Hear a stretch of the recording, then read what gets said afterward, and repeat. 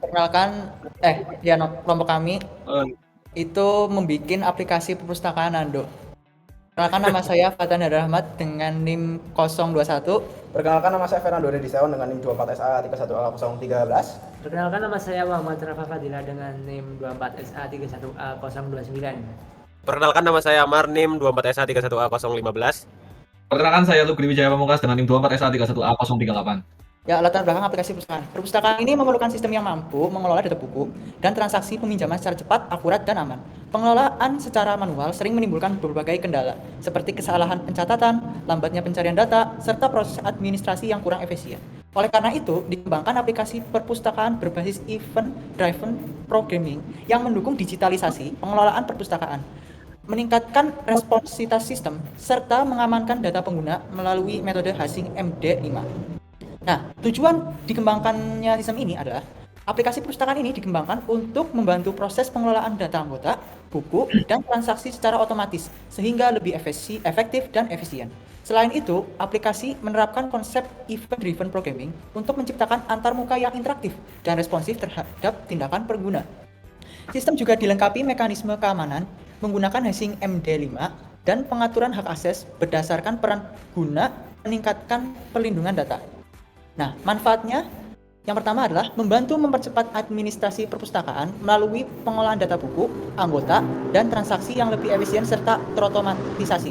Yang kedua, memudahkan proses peminjaman dan pengembalian buku serta memberikan akses informasi yang transparan mengenai ketersediaan buku dan riwayat transaksi. Yang ketiga, menjadi sarana penerapan dan pengembangan kemampuan dalam program berbasis event, pengelolaan basis data, serta pembuatan aplikasi desktop terintegrasi. Landasan teorinya satu, paradigma pemrograman yang menjalankan proses berdasarkan event seperti klik tombol, input teks, dan perpindahan form. Dua, sistem yang digunakan untuk menyimpan, mengelola, dan mengambil data secara terstruktur menggunakan SQL Server. Ketiga, teknologi .NET yang memudahkan proses manipulasi dan pengambilan data langsung dari objek dalam bahasa C++, C#. Empat, algoritma kripto yang mengubah password menjadi hash untuk meningkatkan keamanan data pengguna. Untuk desain database-nya di sini ada 4 database. Yang pertama itu ada transaksi yang meliputi ID transaksi, nama peminjam, ID pengawas, kode buku, tanggal peminjaman, durasi peminjaman, tanggal pengembalian, denda terlambat, status transaksi, jumlah buku. Dan untuk koneksinya yaitu one to many yang meliputi users juga meliputi ID user, username, password, nomor HP, alamat, dan role. Dan juga transaksi ini terkoneksi dengan detail peminjaman one to many juga yang meliputi ID detail, ID transaksi, kode buku, denda. Dan detail peminjaman ini juga terkoneksi kepada buku, database buku. Yang pertama ada kode buku, judul buku, dan stok. Nah, buku ini juga terkoneksi juga dengan transaksi juga one to many. Oke, ini beberapa desain user interface. Yang pertama itu ada logo, subjudulnya forms login perpustakaan, meliputi username itu bisa dapat diisi secara manual, dan selanjutnya itu ada password itu juga bisa diisi secara manual, dan serta tombol button login. Oke, setelah teman-teman mengklik tombol login dan mengisi username dan password, teman-teman akan diarahkan ke dalam dashboard petugas perpustakaan yang dimana isinya yaitu username, nomor HP, alamat, jumlah buku, judul buku, dan durasi peminjaman. Di sini juga terdapat beberapa button yang dimana itu ada button logout itu untuk logout akun yang kalian maksud, dan ada data peminjaman terkait user-user perpustakaan. Next, dan ada tombol pinjam buku. Nah, setelah teman-teman mengklik tombol peminjaman tadi, data peminjaman, di sini juga tertera ada dashboard pengembalian buku. Yang pertama itu ada tanggal kembali, denda terlambat, status, nama peminjaman, jumlah buku, aksi petugas. Setelah kalian kembali ke menu awal. Di sini juga ada tampilan dashboard data pelaporan. Itu yang pertama itu ada ID transaksi, nama peminjam, judul buku, jumlah buku, tanggal peminjaman, serta tanggal pengembalian. Dashboard data pelaporan ini digunakan selama 1 bulan untuk merekap semua histori peminjaman di perpustakaan. Next, dan ini juga dapat dicetak. Oke, yang selanjutnya yaitu ada dashboard data buku. Ini juga sangat dibutuhkan sekali oleh admin perpustakaan untuk mengecek, cross check kode-kode buku yang sudah disediakan oleh perpustakaan. Yang pertama itu ada kode buku, judul buku, sama stok buku. Di sini juga terdapat laporan data perpustakaan selama 1 bulan yang dibuat pada tanggal 14 Juni 2026. Yang pertama itu ada ID transaksi, nama peminjam, judul buku, jumlah buku, tanggal peminjaman, tanggal pengembalian, serta denda terlambat. Ini juga didesain untuk melakukan rekapan selama 1 bulan penuh dalam pelaporan data perpustakaan. Di sini ada laporan data master buku perpustakaan juga. Ini juga dapat dicetak ya teman-teman. Yang meliputi kode buku, judul buku, serta stok tersedia selama perpustakaan yang punya buku gitu. Di sini juga terdapat laporan histori login seorang daftar petugas perpustakaan yang meliputi yaitu ada ID petugas, juga ada username petugas dan nomor HP petugas, serta alamat dan password petugas. Next, dan ini juga dapat dicetak. Untuk kesimpulan dari aplikasi yang telah kami buat yaitu Mengembangkan dengan memanfaatkan konsep event driven programming, link, dan SQL Server. Sistem mampu mengelola data buku serta transaksi peminjaman secara efektif dan responsif. Selain itu, penggunaan hashing MD5 pada autentikasi penggunaan buku meningkatkan keamanan data sehingga aplikasi dapat didukung pengelolaan perpustakaan yang lebih efisien dan aman. Oke, sekian dari presentasi kelompok kami.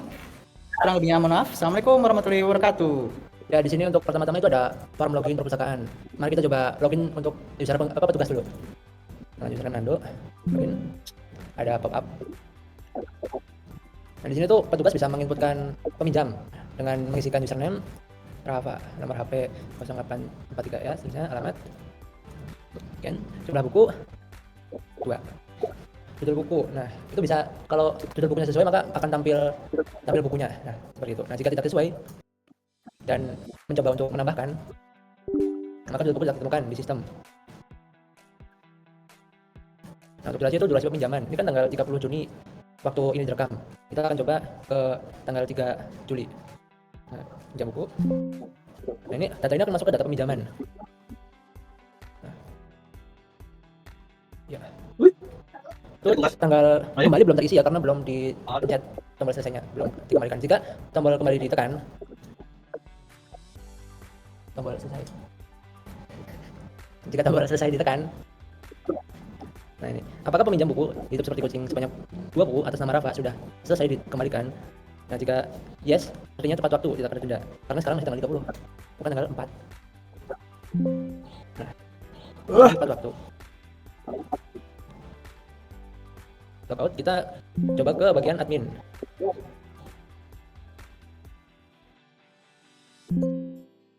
Nah, di sini admin di bagian yang tampil awal menunjukkan dashboard data pelaporan, yaitu siapa saja pengguna atau peminjam yang telah selesai atau ada yang terkena denda.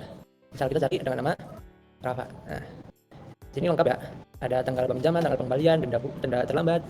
Ya. Kita ke data buku. Ya, di sini data buku tuh ada fitur tambah, edit, hapus, reset. Mari kita coba ke tambah dulu. Kita tambah dengan ID PK05, judul buku tes, dengan stok buku 1. Ya. Nah, bisa terlihat ini buku telah ditambahkan. Coba kita edit.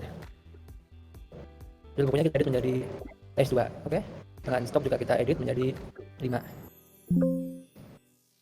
Ya, data ini juga sudah terlihat teredit ya, sudah berubah. Mari kita hapus coba.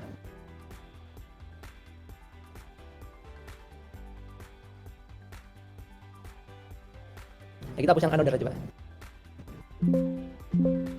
Nah, buku sudah terhapus. Kita lihat bagian cetaknya gimana sih gitu, tampilan cetaknya. Nah, ini kalau kita udah masuk ke PDF langsung ya. Nah, kita kembali ke data, langsung masuk ke data petugas. Nah, di sini hampir mirip-mirip seperti data buku. Kita tambah username dengan username Rafa. Ini nomor HP 0876, alamat weekend, passwordnya Rafa 123.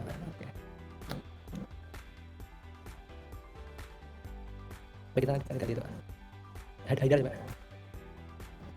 Nah, kita hapus yang Haidar. Nanti kita ulang lagi dari awal. Dari data buku tadi. Nah, kita lihat dari data buku, habis itu nanti ke data petugas. Ya, kita mulai masuk ke data petugas. Nah, ini sama seperti data buku ya, ada tambah, edit, hapus, dan reset. Bedanya ini kita mengisikan username. Ya, kita isikan Haidar dengan nomor HP, alamat, dan jangan lupa passwordnya. Haidar 123, kita tambah. Nah, hasilnya kita tambahkan. Tuh, passwordnya itu sudah di hash, jadi tidak akan tahu. Nah, kita coba bagian editnya. Kita edit username-nya Haidar Ahmad. Ya, data berubah. Dan mari kita coba bagian hapusnya. Oke, bisa. Nah, bagian cetaknya ini lihat, desain cetak.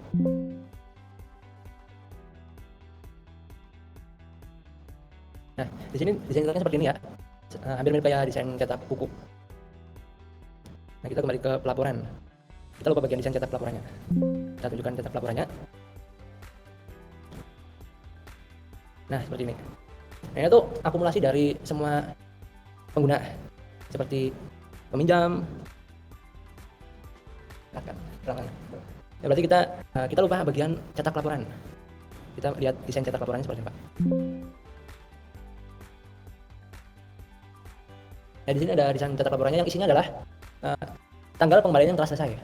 Jadi di sini ada berbagai macam denda, ada yang tepat waktu, jadi dendanya 0, ada yang 4.000, 6.000, 5.500 dan seterusnya. Ya mungkin itu saja untuk demonstrasinya. Dari saya terima kasih.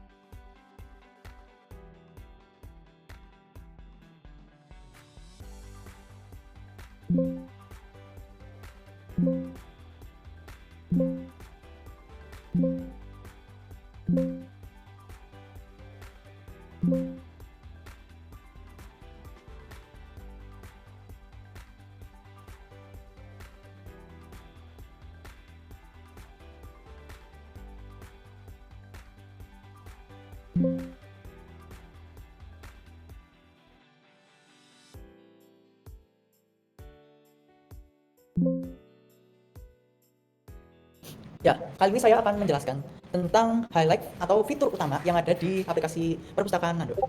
Nah, ini adalah tampilan kode Form 6 yang bertindak sebagai pusat kendali data master book khusus untuk hak aksesnya admin. Nah, di fitur ini mengimplementasikan fungsi DML atau Data Management Engine secara penuh, yaitu ada create, read, update, dan delete yang terhubung langsung dengan Microsoft SQL Server. Ketika form dimuat melalui fungsi dari kode memuat data buku, tanda kurung, sistem menjalankan perintah DML select untuk menarik kode, judul, dan stok buku, lalu memetakan alias kolomnya agar rapi saat disajikan di data grid view-nya. Nah, kita bedah operasi manipulasi data yang ada di form ini, yaitu yang pertama adalah ada DML insert. Saat admin menambah buku baru, sistem memvalidasi input agar tidak kosong, lalu mengeksekusi query insert parameterized untuk mencegah celah keamanan SQL injection. Lalu lanjut DML update. Nah, ketika salah satu baris di grid diklik, data dilempar ke kolom input dan kunci primary key, yaitu txt kode bukunya, otomatis dinonaktifkan demi menjaga integritas data. Admin kemudian bisa mengubah judul dan jumlah stok via komponen numeric up-down. Lanjut, di DML delete, sistem menyediakan fitur hapus dengan proteksi berlapis menggunakan message box.show yang konfirmasi. Di bagian catch block-nya, kami memasang pengaman jika buku sedang terlibat dalam transaksi peminjaman aktif, database akan menolak penghapusan karena adanya batasan foreign key. Lanjut, di sini juga ada fitur pelaporan ekspor PDF. Selain memanipulasi data, fitur unggulan utama di form 6 ini adalah modul pembuatan laporan instan pada fungsi button 4_click. Nah, menggunakan library pihak ketiga iTextSharp, sistem secara dinamis membaca struktur tabel dari data grid view 1 tanpa perlu hardcode. Program akan membuat dokumen PDF berukuran A4 di folder download pengguna, lalu mencetak timestamp waktu cetak dan menyusun struktur PDF table. Dan juga memberikan styling warna abu-abu pada header dan menyalin seluruh record buku secara otomatis. Proses ini selesai dalam hitungan milidetik. Nah, lanjut. Kesimpulannya adalah, dengan kombinasi DML murni yang aman dan fitur ekspor PDF dinamis ini, admin dapat mengelola inventaris buku secara responsif serta menghasilkan laporan fisik kapan saja tanpa ketergantungan tool eksternal. Oke, sekian penjelasan dari fitur utama yang ada di aplikasi perpustakaan Nando. Oke, sekian.